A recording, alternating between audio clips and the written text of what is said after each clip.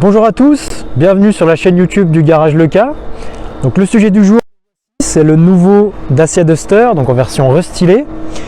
Je vais commencer par vous expliquer les petits détails esthétiques qui font cette nouveauté. Après, je passerai à l'intérieur pour les détails un petit peu plus techniques. Donc on va commencer par cette face avant. Alors ce qu'on remarque, c'est cette nouvelle grille qui a été redessinée. Cette grille, elle souligne le nouveau design des feux, donc la signature lumineuse. Donc on peut voir que quand on les allume, on voit cette espèce de Y qu'on va retrouver, on le verra sur tout le long du Duster, du design. Quand on passe sur le côté, on observe les nouvelles jantes. Alors comme je vous le disais, cette espèce de Y qu'on va retrouver qui rappelle le design des feux.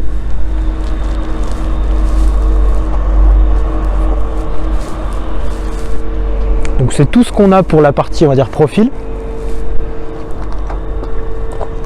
Et enfin à l'arrière, encore une fois, donc les feux ont été redessinés et on a d'une certaine manière cette espèce de Y qui le rappelle des feux à l'avant. Donc voilà pour la partie extérieure, c'est des petits détails esthétiques, mais enfin ça change quand même l'allure de la voiture. Et on va maintenant passer à l'intérieur et je vais vous montrer les petites spécificités qui font la nouveauté.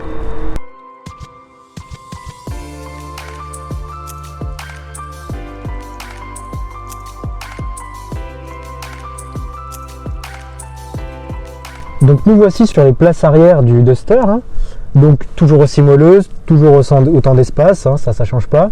Par contre, ce qui change, c'est ce petit détail qui se situe dans la continuité de la console centrale, donc deux prises USB dans lesquelles on va pouvoir brancher n'importe quel appareil compatible pour charger un téléphone ou n'importe quel autre type d'appareil.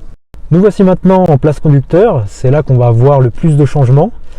Donc on va commencer par la première observation, c'est la matière du volant qui a changé, qui est plus agréable au toucher, qui accroche mieux quand on va manœuvrer. On remarque aussi les petits boutons qui vont gérer la commande vocale à droite et le régulateur à gauche qui ont été redessinés, ils sont plus agréables, plus jolis, plus agréables à regarder. Ensuite le changement majeur, donc c'est l'écran, donc la nouvelle dalle numérique, qui s'inspire en fait du nouveau Sandero, du nouveau modèle.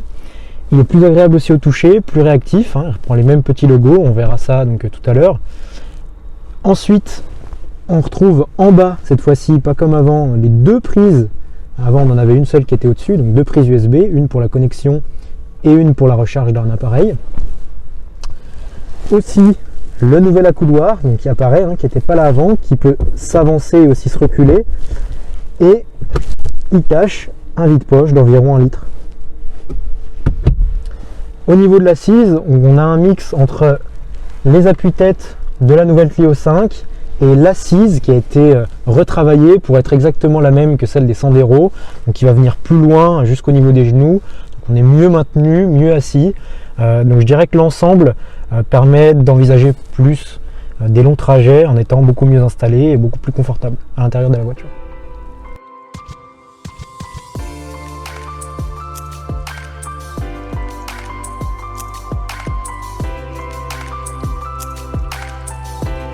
Donc le modèle dont je viens de vous parler est une finition haut de gamme Prestige, disponible au garage à partir de 20 390 €, qui comprend la roue de secours, la caméra multivue avec les caméras intégrées dans les rétroviseurs et aussi une caméra à l'avant, mais aussi la carte main libre.